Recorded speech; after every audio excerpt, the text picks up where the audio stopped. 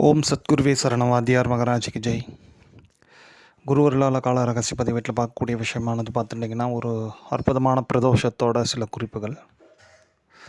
அதாவது இந்த வியாழக்கிழமை 28ஆம் தேதி எடுத்துங்க. இந்த மே மாதம் 28ஆம் தேதி வியாழக்கிழமை வரக்கூடிய குருவார பிரதோஷத்தோட சில குறிப்புகள்.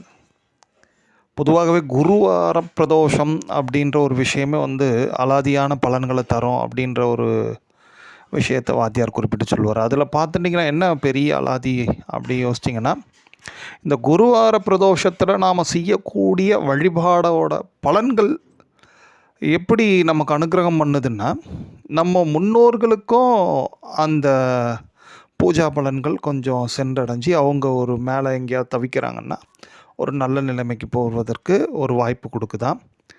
ப்ளஸ் நமக்கு அட் ப்ரெசண்ட்டு இருக்கக்கூடிய பிரச்சனைகளுக்கெல்லாம் ஓரளவுக்கு நல்ல நிவர்த்தி ஏற்படுவதற்கு அது ஒரு வாய்ப்பை ஏற்படுத்தி தரும். அதை விட ரொம்ப முக்கியம், எதிர்கால சந்ததி, நம்மளோட சந்ததிகள் அவங்களோட வாழ்க்கைக்கு தேவையான ஒரு பூஜா பலன்கள் புண்ணிய சக்தியை பெற்று தரக்கூடிய ஒரு அனுகிரகத்தையும் இந்த குருவார பிரதோஷம் ஏற்படுத்தி தரும் அப்படின்ற ஒரு விஷயத்தை வாத்தியார் குறிப்பிட்டு சொல்வார். அதன்படி பார்த்துட்டிங்கன்னா, ஃபர்ஸ்ட் ஆஃப் ஆல் இந்த குருவார பிரதோஷமே ஒரு ரொம்ப சிறப்பானது. எப்படி சனி மகா பிரதோஷமோ விசேஷமோ அதன்படி தான் இந்த குருவார பிரதோஷமும் ரொம்ப விசேஷம். இது பொதுவாக ஒரு விஷயம். அது இதில் கூடுதலாக இங்கே என்ன ஒரு ஹைலைட்டாக நம்ம பார்க்கக்கூடிய விஷயம் பார்த்துட்டிங்கன்னா, இந்த மாதமே ரிஷப மாதம், அதாவது நந்தி மாதம் அப்படின்ட்டும் எடுத்துக்கலாம். ஏன்னா ரிஷபம்ன்றது நந்தி தேவர் தானே. ஸோ அந்த ரிஷப மாதம் நந்தி மாதத்தில் வரக்கூடிய ஒரு பிரதோஷம் ரொம்ப ரொம்ப விசேஷம். அதுலேயும் குருவார பிரதோஷமாக வரும் பட்சத்தில் பொதுவாகவே குருவார பிரதோஷத்தில் நாம் முக்கியமாக வழிபட வேண்டிய சுவாமி யார் அப்படி பார்த்துட்டிங்கன்னா, நந்தீஸ்வரர் அப்படின்ட்டு சுவாமி எங்கெல்லாம் அனுகிரகம் பண்ணுறாரோ அவரை போய் வழிபாடு பண்ண சொல்கிறார் வாத்தியார். பொதுவாகவே சுவாமி ஈஸ்வரர் நிறைய இடத்துல இருந்தாலும் நந்தீஸ்வரர் அப்படின்ட்டு ஒரு சில இடங்களில் தான் இருப்பார். நம்ம ஒற்றியூரில் இருக்கார், அப்புறம் அந்த கூடுவாஞ்சேரி பக்கத்தில் இருக்கார். ஸோ இந்த மாதிரி நமக்கு தெரியாமல் நிறைய இடங்களில் கூட இருக்கலாம். ஸோ அதனால் அந்த நந்தீஸ்வரர் அவரை போய் வழிபாடு பண்ணுறது குருவார பிரதோஷத்துக்கே உத்தமம். அதுலேயும் ரிஷப மாதம், அதாவது நந்தி மாதத்தில் வரும்பொழுது அது கூடுதலான பலன்களை நிச்சயமாக நமக்கு பெற்றுத்தரும். இதில் இங்கே ஒரு பெரிய விசேஷம் அப்படின்னு பார்த்துட்டிங்கன்னா, இந்த பிரதோஷத்தோட ஒரு மிகப்பெரிய ஹைலைட்டான ஒரு விஷயம், சுவாதி திருநக்ஷத்திரத்தில் இந்த பிரதோஷம் அமையுது. பொதுவாகவே ஒரு பிரதோஷமும் சுவாதியும் கூடிய வேளையில் மிக மிக அற்புதமான பலன்கள் நமக்கு கிடைக்கும். நரசிம்ம பெருமானோட வழிபாடால் பிரதோஷம் அப்படின்னும் பொழுது வெறும் சுவாமி சிவபெருமானுக்கு மட்டும் அப்படின்ட்டு கிடையாதுன்ட்டு வாத்தியார் சொல்லுவார்.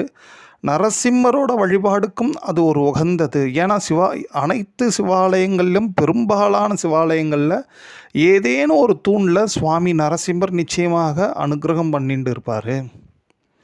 அப்போது அவருக்கு அங்கே போய் நம்மளால் முடிஞ்ச ஒரு தீபம், புங்கை எண்ணெயில் தீபம் போட சொல்கிறாரு. அது நாட்டு மருந்து கடையில் கிடைக்கக்கூடிய ஒரு எண்ணெய் தான் அது. அந்த தைலத்தில் தீபம் போடுறதுனால நரசிம்மருக்கு எஸ்பெஷலி அது பொதுவாக அதை நாம் யூஸ் பண்ணக்கூடாது, நரசிம்மருக்கு மட்டும். அப்படி அதை யூஸ் பண்ணி நாம் தீபம் ஏற்றுவதனால முன்னோர்களோட ஆசி கிடைக்கும். கூடுதலாக பார்த்துட்டிங்கன்னா நிறைய இந்த பகைமை நம்மளை விட்டு விலகும்.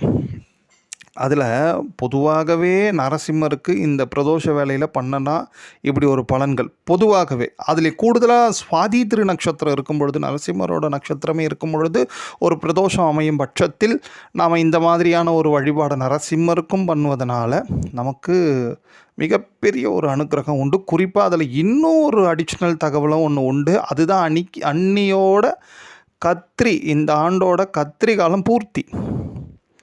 கத்திரி காலத்தில் நரசிம்மர் வழிபாடு ரொம்ப ரொம்ப இம்பார்ட்டண்டான ஒன்று. ஏன்னா இந்த கத்திரி காலன்றதே மிகப்பெரிய வெப்பம் அப்படின்ற ஒரு விஷயம் தெரியும். அந்த வெப்பம் வெறும் நம்ம வெளியில் இருக்கிற வெப்பத்தை தான் நம்ம உணர்கிறோம். பட் ஆனால் நிறைய பேருக்கு இந்த பகைமைன்ற ஒரு மிகப்பெரிய வெப்பம் வாழ்நாள் முழுக்க தொடர்ந்து மிகப்பெரிய தொல்லையை கொடுத்துட்டு இருக்கோம். அந்த தொல்லையெல்லாம் நீக்குவதற்கும் இந்த மாதிரி கத்திரி காலத்தில் குறிப்பாக நரசிம்மரோட வழிபாடு மிகப்பெரிய அனுகிரகம்ன்றார் வாத்தியார். அதுலேயும் கத்திரி நரசிம்மர்ன்ட்டு ஒரு நரசிம்மர் இருக்கிறாராம் திண்டுக்கல் பக்கத்தில். சுவாமி அப்படி ஒரு பேரோடு இருக்கிறார் பார்த்துங்க. ஸோ அதனால் நம்ம நாளை பிரதோஷத்தில் சுவாமி நந்தீஸ்வரரோட வழிபாடோடு சேர்த்து இந்த நரசிம்மருக்குரிய சில பூஜைகளும் பண்ணுவதனால நரசிம்ம ஸ்லோகங்கள்லாம் கூட சொல்லலாம். மிகப்பெரிய அனுகிரகம் உண்டு அப்படின்ற ஒரு விஷயத்தை நம்ம இங்கே பார்க்கலாம். இதில் கிரகங்களோட நிலவரம் நமக்கு எப்படி நம்ம பண்ணக்கூடிய இந்த பூஜைகளுக்கெல்லாம் பேருதவியாக இருக்க போகுது அப்படின்ற ஒரு விஷயத்தையும் நம்ம எடுத்துக்கும் பொழுது பார்த்துட்டிங்கன்னா அன்றைக்கி இருக்கக்கூடிய ஸ்டேட்டஸ் படி சூரிய பகவான் புத பகவான் நல்ல ஒரு உத்தமமான புதாதித்ய யோகத்தில் இருக்காங்க. திருக்கணிதப்படி குரு பகவான் சுக்கிர பகவான் மிதுனத்தில் தான் இருக்காங்க. ஏன்னா குரு பகவான் நம்ம கடகத்தை நோக்கி வராரு திருக்கணிதப்படி. ஆனால் இதுபடி அது சுவாமி பயிற்சி ஆகிட்டாருனாலும் திருக்கணிதம் தான் நமக்கு பொதுவாக நம்ம எடுத்துக்கிறது இல்லையா. அதன்படி ஒரு 1-2 நாளில் குரு பகவான் மாற்றம் பயிற்சி அடைஞ்சாலும் அட் ப்ரெசண்ட் அந்நிய வேலையில் பார்த்துட்டிங்கன்னா சுக்கிர பகவானோடு சேர்ந்து ஒரு சஞ்சாரத்தை ஏற்படுத்துகிறார். இது என்ன இப்படிலாம் சஞ்சாரம் நடக்கிறதுனால என்ன நடக்கும், என்ன கிடைக்கும் அப்படி பார்த்துட்டிங்கன்னா, இந்த குரு சுக்கிரன் சேர்க்கையோ குரு சுக்கிரன் சமசப்தம பார்வையோ இல்லை குரு பகவான் சுக்கிர பகவானை பார்த்தாலுமே அவங்கள அந்த மாதிரி இருக்கக்கூடிய ஜாதகர்கள்லாம் பொதுவாகவே டீச்சிங் பண்ணுற வேலையில் ரொம்ப சிறப்பாக செயல்படுவாங்க. எதையாவது ஒன்று டீச் பண்ணுவாங்க. நாட் ஒன்லி ஸ்கூல் டீச்சர்ஸ், ஏதாவது ஒன்று கற்றுத்தரவங்களாக தான் இருப்பாங்க, மோஸ்ட்லி இருப்பாங்க அவங்க. அது ஒன்று. இந்த புதாதித்ய யோகன்றது புத்தி மிகப்பெரிய ஒரு சிறப்பான ஒரு நிலையை தரக்கூடியது. புத்தி ஒரு ஆற்றல் அதிகமாக இருக்கக்கூடிய யோகம் அது. ஸோ அப்போ நீங்கள் பார்த்துட்டிங்கன்னா உங்களுக்கு அதிகப்படியாக ஒரு பெரிய அனுக்கிரகம் உண்டு. அதாவது நம்ம புத்தி சிறக்கவும் நம்மளை சூழ்ந்துள்ள பகைமை தீரவும் நமக்கு தேவையான நல்ல ஒரு காலம் அமையவும் இந்த பிரதோஷம் நிச்சயமாக உதவும். ஓம்.